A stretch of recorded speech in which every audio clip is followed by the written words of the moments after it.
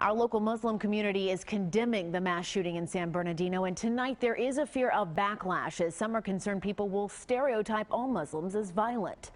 Eyewitness News reporter David Spont has that part of the story.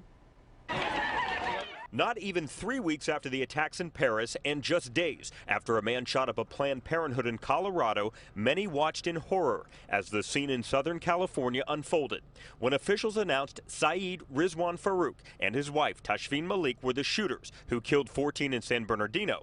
Many Muslims felt they were once again in the spotlight for the wrong reason. Hold people individually accountable for their actions. You can't blanket brush all people for the acts of a few. Philadelphia resident Qasim Rashid is proud to be Muslim. He's dedicated his adult life to the religion and says his religion is a peaceful one. Is there a misconception about Islam?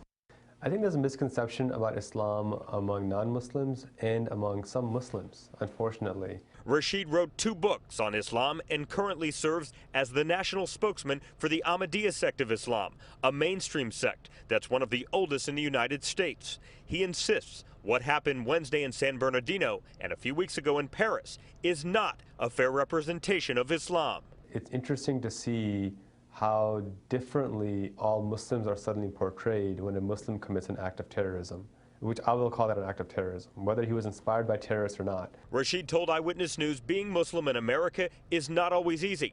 He says he fights stereotypes every day, and when Muslims commit criminal acts, it hurts, just like it would for any member of any religion.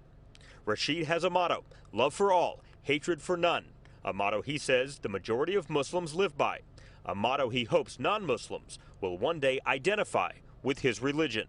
I can't tell you how many people I've met that flat out told me, I hate Muslims, but now that I've actually met one, I see that we're not so different after all. David Spunt, CBS3 Eyewitness News.